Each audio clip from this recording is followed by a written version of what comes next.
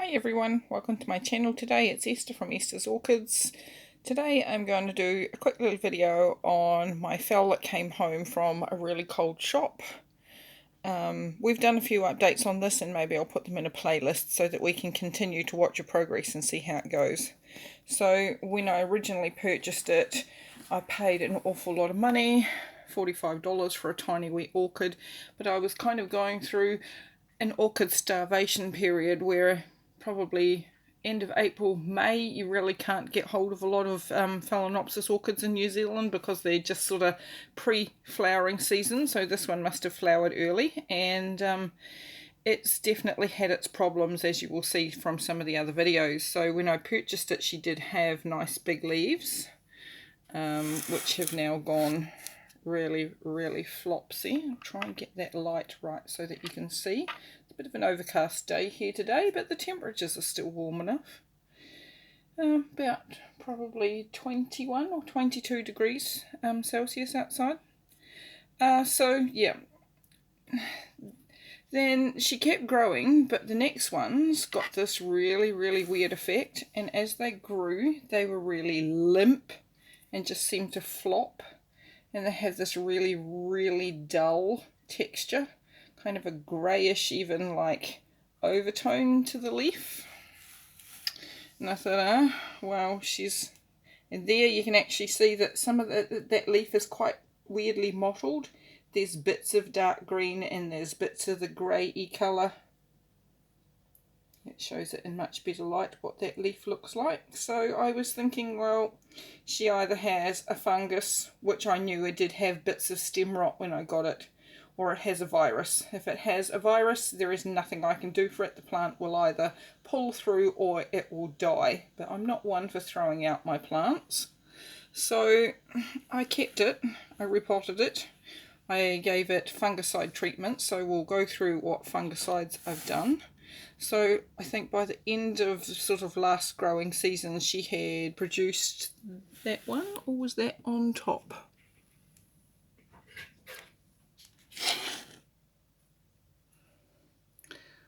I think the bigger one was on top. This one was on top of that one. So the first one that came out wasn't quite so bad, and then that one came out and it was really bad. So it got fungicide treatments, it would have got bug treatments at the same time, and this has started with this new leaf here. So it's looking a bit better. It's definitely looking more shiny, like a nice phal leaf, but it has weird light coloured veining through there, which is something I've not seen on really any of my other phals. But anyway, this has stiffened up. It's not flopsy like it used to be. This one has a degree of the flop stayed there, but the actual leaf has some firmness to it. And this one is just feeling like a normal Phalaenopsis leaf, and she's pushing up some new growth. So luckily, as spring comes along, and now we're probably into the beginning of summer here in the southern hemisphere, she's actually starting to grow some roots, so I'm really happy about that. The whole base of the plant here has kind of plumped up from how it used to be a skinny, spindly little stem, and I actually keep like her stalk, the thing that's coming up the middle,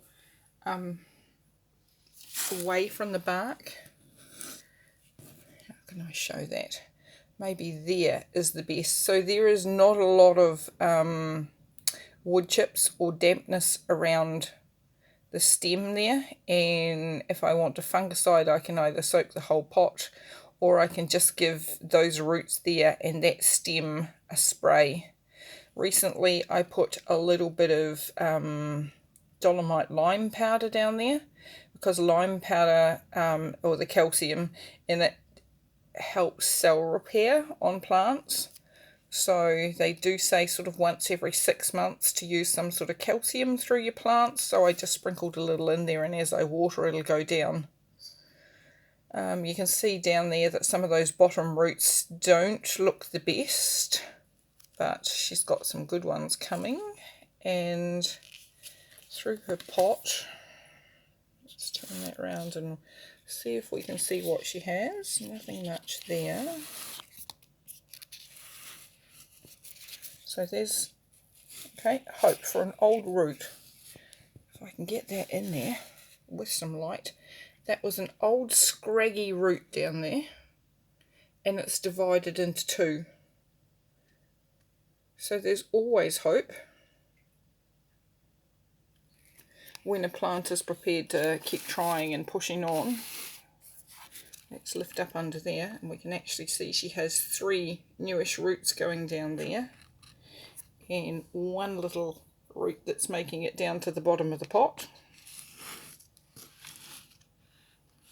Yeah, certainly not much to report in the pot.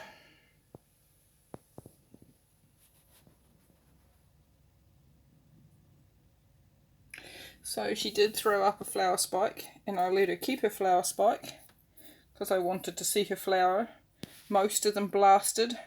Recently just 1 last little flower that came from the tip here actually survived, and I watched that grow. She started to push on a growth from here, and that died. So I'm just letting it reabsorb all the nutrients from that stalk, and then I'll cut the stalk here. So I probably should not have let that have the flower spike, and I should have chopped it off and let it put its concentrate its growth into the actual plant. But it's the right season for growing, and she seems to be on the way to repair. So just a quick little bit about the fungicides that I've used here in New Zealand. Yates's Fungus Fighter. That one you have to be quite careful of. If that gets on your skin, if you don't wear gloves, it will actually burn your skin. So I alternate between them, and this is probably definitely just a New Zealand product as well, called Phosgec fungicide. So it's got different kind of ingredients than the first one, and it also has liquid fertilizer with it that has an NPK of 0, 11, 16. So it says it's for fruit, vegetables, ornamentals and turf. Now I actually got recommended this one here, and I purchased it through a farmlands. So that might be kind of quite specific to farmlands and people that do horticultural things. It's probably, or it was not, for sale in like a normal retail store. So if you have to go hunt down something, if you're having problems with fungicides or fungus on your plants, it does pay to alternate between a couple of different kinds of fungicides, so that they don't get used to one and then just build up a resistance to it and carry on. So there's my little phal that came home from a cold store. Alrighty, if you like this video, give it the thumbs up. If you didn't like the video, give it the thumbs down. Feel free to leave a comment or a question down below, and I'll make sure I get back to you. And if you'd like to, hit one of the subscribe buttons usually on the right hand side of my screens, and press the bell icon to get all the notifications of when I download a video. Thanks very much everybody, have a great day. Bye bye.